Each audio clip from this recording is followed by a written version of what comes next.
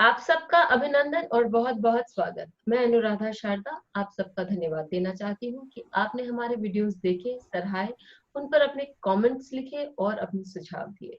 आज हम जुड़े हैं गिरेंद्र भारती जी के साथ।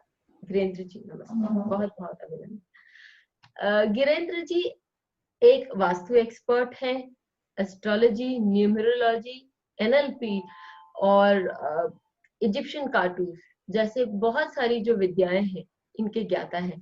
तो गिरेंद्र जी, आपने कुछ दिन पहले मुझे वास्तु देवताओं के बारे में बताया था। कितने प्रकार के होते हैं ये वास्तु देवता? जी अनुराधा जी, मैं ये बताना चाहूँगा कि जो वास्तु के अंदर हम जब भी काम करते हैं तो ये एक परम्यूटेशन कॉम्बिनेशन है। 32 एंट्रेंसेस हैं, 16 दिशाएं हैं, 5 एलिमेंट्स हैं और 45 देवतास हैं, या उनको एनर्जी फील्ड्स बोलते हैं, हम ऊर्जा केंद्र बोल सकते हैं। जी। और जो आपने जो हम वास्तु देवताओं के बारे में बात करते हैं कि इनके कारण क्या जीवन में कोई हलचल भी हो सकती है, कोई प्रॉब्लम्स भी हो सकती है? जी एक्चुअली सारी हलचल इन्हीं की वजह से होती है जीवन में। हम्म। मैं उसी पॉइंट पे आने वाला था, और ये वीडियो करने का पर्पस भी मेरा यही था कि आपके थ्रू जो भी आपके चैनल को जानने वाले लोग हैं, जो भी वास्तु में, एस्ट्रोलॉजी में इंटरेस्ट रखते हैं, उनको इस बात का पता चले कि जिस तरह से जब हम किसी के यहाँ वास्तु करने जाते हैं तो हम लोग अगर उसकी हेल्थ को रिलेट करते हैं, तो जैसे अगर किसी के नॉर्थ ईस्ट में कोई प्रॉब्लम आ रही है तो हमको पता है उनके हेड के इश्यूज में प्रॉब्लम होगी, या उनको डिसीजन मेकिंग इश्यूज होंगे, या उनको एंग्जाइटी ज़्यादा रहती होगी, या उनको ब्रेन से रिलेटेड प्रॉब्लम्स हो सकती हैं। तो ठीक वैसे। जी एक बोलिए। चीज मैं पूछना चाहूंगी, व्यवसायिक रूप से या फैमिली मैटर्स में प्रॉब्लम होने के साथ साथ ये पर्सनल प्रॉब्लम्स भी घर का वास्तु दिखाता है। जी पूरी तरह से जो हमारे हेल्थ इश्यूज हैं उसका बहुत डायरेक्ट लिंकेज है इन चीज़ों के साथ में। तो मैं आपसे वही बात बता रहा था कि जैसे मैंने एक घर चेक किया जिसके ब्रह्म स्थान में टॉयलेट था, तो उस घर के सभी लोगों के अंदर पेट की प्रॉब्लम थी, सबका पेट खराब रहता था। तो इसी तरह से ये तो चलो मोस्टली वास्तु वाले लोग जानते हैं कि जो हमारी डिफरेंट डायरेक्शंस है उनमें जो भी प्रॉब्लम आती है तो उससे रिलेटेड बॉडी पार्ट में इश्यूज होते हैं, लेकिन मैं उससे भी एक स्टेप अंदर जाके बोलना चाहता हूँ कि ये जो 45 देवता होते हैं जिनकी मैंने आपसे बात बताई, इनके अलग अलग कैरेक्टरिस्टिक्स हैं, इनके अलग अलग कलर्स हैं, इनकी अलग ब्रेन वेव फ्रिक्वेंसीज हैं, और सब एक पर्टिकुलर बॉडी पार्ट हमारा शरीर का इनको असाइन है, इनको दिया गया है अलग से। तो अगर किसी पर्टिकुलर देवता में कोई प्रॉब्लम है किसी के घर में, तो हम्म। उससे रिलेटेड बॉडी पार्ट में डायरेक्ट प्रॉब्लम आ जाती है। हम्म। तो जैसे मैं एक जगह गया तो देहरादून का था शायद, वो मेरे को ध्यान है, काफी बड़ा घर था उनका। मैं जब उनका घर ग्रिड किया,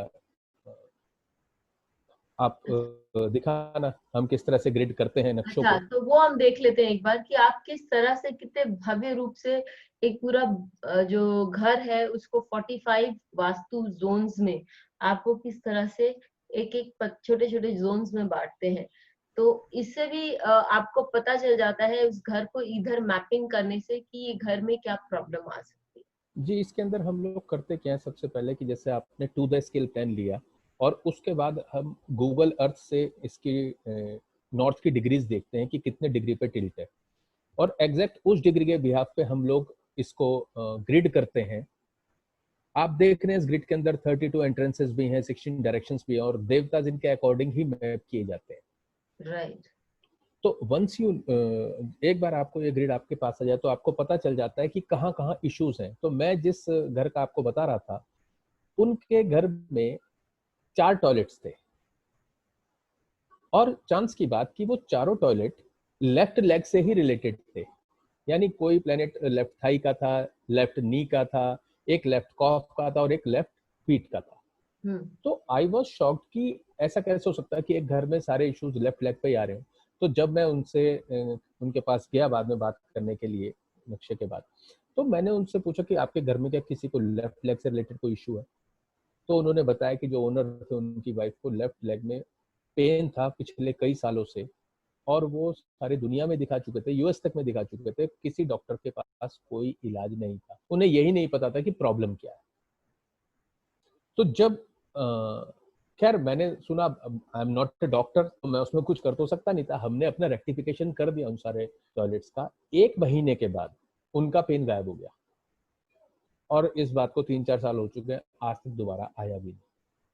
तो जब ये वाली घटना हुई थी, उसके बाद से I made it a practice कि हम कहीं पे भी वास्तु करते हैं तो मैं उनके जहां जहां प्रॉब्लम्स एरियाज होते थे उनको देवताओं से रिलेट करके उस पर्टिकुलर बॉडी पार्ट के इश्यूज में पूछ लेता हूँ, जो भी मेरे क्लाइंट्स होते हैं। एंड आई ऑलवेज सी, हमेशा मैंने देखा है कि कोई ना कोई कोरिलेशन वहां पर मिलता है। एक बात आपसे यहाँ पूछना चाहूंगी गिरेंद्र जी, कि जिस प्रकार हम कोई चार्ट देखते हैं, जैसे 6-8-12 हर चार्ट में होते हैं, हर भाव से 6-8-12 हर चार्ट में होते हैं, उसी प्रकार हर घर का वास्तु हम देखेंगे तो कहीं ना कहीं कुछ, कहीं ना कहीं तो आपको टॉयलेट बैठाना ही पड़ेगा, कहीं ना कहीं तो आपको ऐसा कुछ करना पड़ेगा जो, जहाँ आपकी बनती कोशिश ये रहेगी कि पूरा वास्तु से सिंक्रोनाइज रहे। यदि कहीं कुछ ऐसा होता है कि जो चेंज नहीं हो पाता है, सिंक्रोनाइजेशन नहीं हो पाता, तो क्या छोटे मोटे ऐसे उपाय भी होते हैं जिससे व्यक्ति को कम से कम बहुत ज्यादा तकलीफ ना हो? मैं उसी पॉइंट पे आ रहा था, मैं आपको बता रहा था, एक दूसरा केस मेरे साथ हो कि जो मैंने चेक किया घर उनका। तो एक पुषा नाम का देवता होता है साउथ ऑफ साउथ ईस्ट में। जी। हमने वहां पर उनके टॉयलेट था, तो वो जो देवता है वो राइट रिस्ट का है, जी। यानी दाई कलाई का। तो जी। मैंने वहां पर उनसे पूछा कि क्या कोई उनकी फैमिली में 6 मेंबर्स थे, तो मैंने पूछा कि क्या किसी को दाएं कलाई में प्रॉब्लम है। आप बिलीव करोगे, 6 में से 4 लोगों को दाएं कलाई में प्रॉब्लम थी। And that is very unusual, क्योंकि पेट की समस्या तो आप कह सकते हो हाँ 4 जनों को हो सकती है, हाँ। लेकिन कलाई में, और वो भी दाई कलाई सही में लाइन में। प्रॉब्लम होनी, दैट इज समथिंग अनयूजुअल।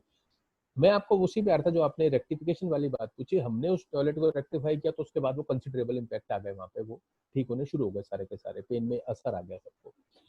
तो जो प्रॉब्लम चाहे कितनी बड़ी हो, जैसे वो कहते हैं ना कि किसी कमरे में अंधेरा 200 साल से हो सकता है, लेकिन आपने जाके अगर एक दिया टॉर्च भी जला। जला दी, हाँ एक दिया भी जलाओगे तो लाइट अभी आ जाएगी वहाँ पे हमेशा के लिए।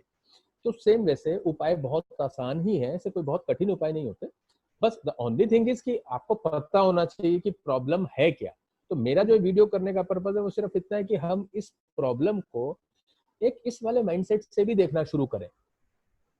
वो जैसे हम्म। आपने बात बताई कि अगर हम किसी के पास भी जाते हैं तो किसी के हेल्थ इश्यूज को देखने के ये 5-7 तरीके हैं।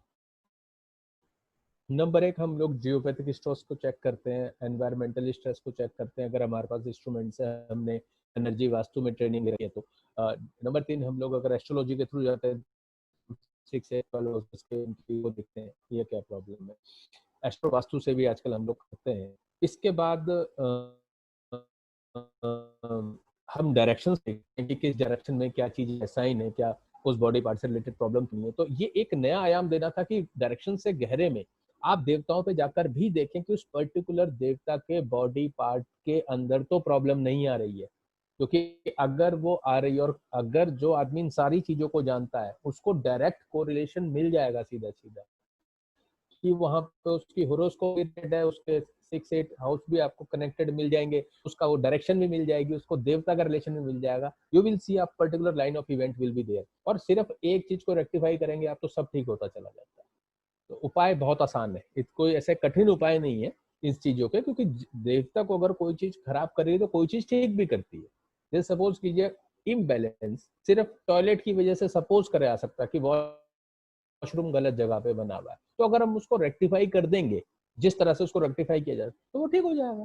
तो it is not a big thing. अगर कहीं पे कलर का इम्बैलेंस है तो हम उसका कलर चेंज करके कर सकते हैं, but you need some knowledge regarding those देवतास, या वो पर्सन जिसको वो पता हो कि कैसे लोकेट करना है और कैसे उसको ठीक करना है।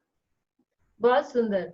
तो आपके जैसा मैंने समझा गिरेंद्र जी से, कि जिस प्रकार हम, यदि हम किसी घर को, किसी भी मकान को एक व्यक्ति की तरह उसको मैपिंग करते हैं, तो हमें मालूम पड़ जाता है कि ये 45 एनर्जी पॉइंट्स, ये वास्तु देवता कहाँ है, और कहीं भी उनमें, उन पर यदि अफ्लिक्शन नजर आता है, उनकी, उन पर पीड़ा नजर आती है, तो वही पीड़ा हमें लोगों के, घर में रहने वाले लोगों के बॉडी पार्ट्स यानी अंग में भी दिखाई देती है। तो यदि हम यहाँ उस पीड़ा का कहीं कुछ निवारण कर लें, कुछ रेक्टिफिकेशन कर लें, तो बहुत आसानी से उन व्यक्तियों को जो उस घर में रह रहे हैं उन पर भी उसका प्रभाव, उस पीड़ा का प्रभाव कम होने लगता है। गिरेंद्र जी, मैंने सही पकड़ा कि नहीं? बिल्कुल आपने सही पकड़ा, ऐसा ही होता है। चलिए, तो हम सबको मालूम है कि वास्तु देवताओं पर हम किस तरह से काम कर सकते हैं और अपना निवारण कर सकते हैं। यदि आप में से कोई भी गिरेंद्र जी से कंसल्टेशन लेना चाहता हो तो उनका ईमेल आईडी और फोन नंबर दिया हुआ है। इसी के साथ फिर मिलेंगे एक नए वीडियो में। तब तक के लिए स्वस्थ रहें, सुखी रहें। धन्यवाद गिरेंद्र जी।